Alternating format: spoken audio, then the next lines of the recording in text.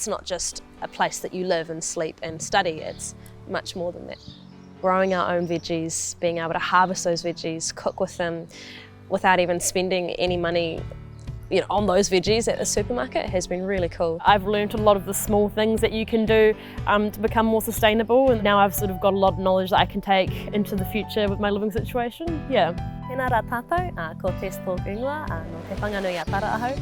So my name is Tess. I'm originally from Wellington, ngō ngai Pākehā ahau hoki. So I'm a Pākehā student down here at the University of Otago. I am Style Arundel and I'm one of the residents of the Sustainability Neighbourhood Flats. We're currently in the garden of this neighbourhood that the 3 flats share. This particular project was started last year by the Sustainability Office to set up a place for students to come and live in 2021. I had heard about this online through the University of Otago website and I think through their Facebook page. This seemed like a really cool project, or a pilot project at that stage to be part of.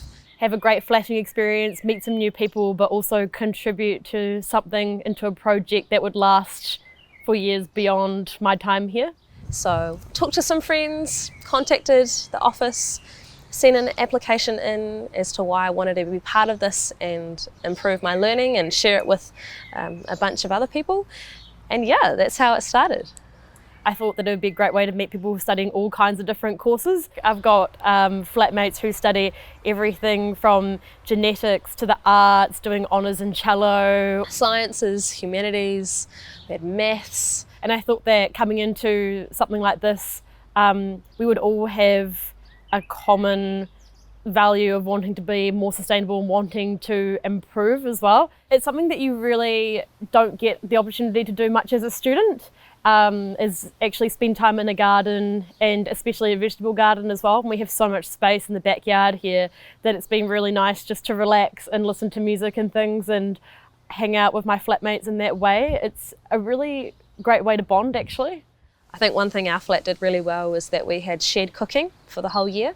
And so not only did that sort of reduce energy use, not all of the elements were on all the time that we're trying to cook our different things, but it just made it so much easier. And I mean, it's nothing new, shared cooking, but that in addition to all of these other aspects have really helped. I definitely know that a lot of my flatmates and also myself, we've eaten probably a bit better this year because we have better access to vegetables. As a student, it's quite difficult to afford leafy greens, for instance, but then having it in the garden right there makes it a lot easier.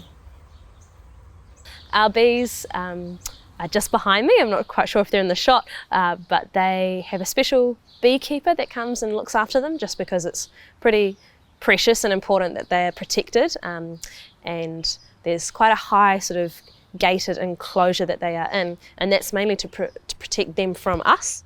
I'm not quite sure if we're going to be harvesting honey. I think we'll just let them be and do their thing. So the worm farms, we have 3 of them. They are also part of our food waste sort of cycle.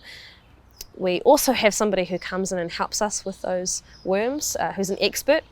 And it's been awesome to have learnt throughout this whole year what the worms can and cannot have, the balance ratio between the more sort of what we'd say called wet sort of ingredients, which makes the soil really damp, and then the carbon, more dry stuff to balance that out so that their little homes are not infested with mould or anything sort of unwanted, and that we can, use the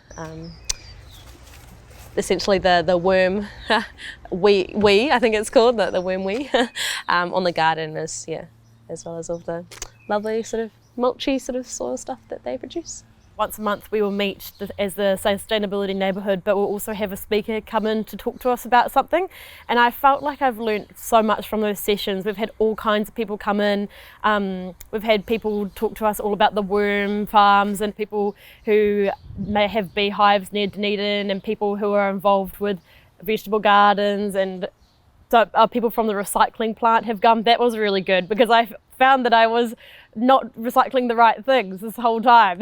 The person that we had coming, she works in the plant, and so the way that she told us what we could and couldn't recycle was talking about the processes in the plant, about the machinery and how things are actually recycled.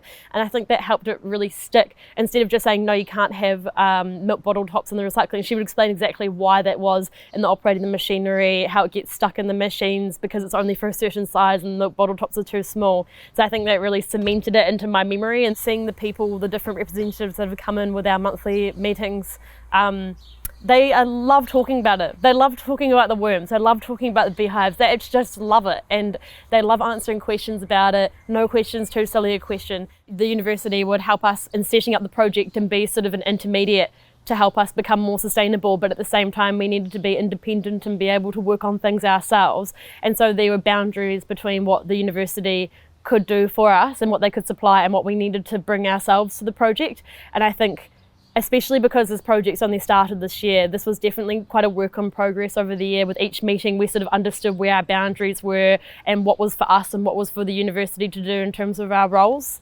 So I think definitely there's been more clarity over this year, and I think as the project's been evolving there'll be more solid boundaries of that next year for the next cohort of people coming into the flats. And some of us are returning next year into the neighbourhood as well, which is fantastic because they those flatmates can contribute all of the knowledge that they have gained over this year, and they'll be able to guide the new flatmates in the right direction.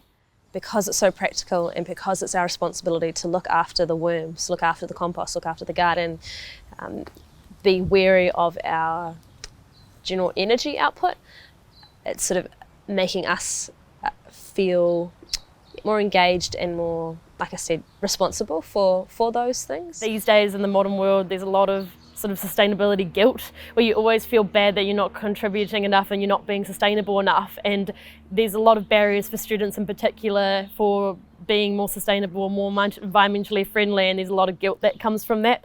So I think that having access to these great things in this community has definitely meant that we felt like we can play more of a part. And I think this has been such a refreshing project because it's all about the small solutions and the way that we can actually move forward and deal with certain aspects, and just tackling one problem at a time and thinking, how can we swap this out for this, a more sustainable option? How can we swap this way of doing things out for this way? And it's just sort of slowly been evolving throughout the year. And I'm really, really interested to see what the next round of people can come up with and how this project develops in the future. Yeah.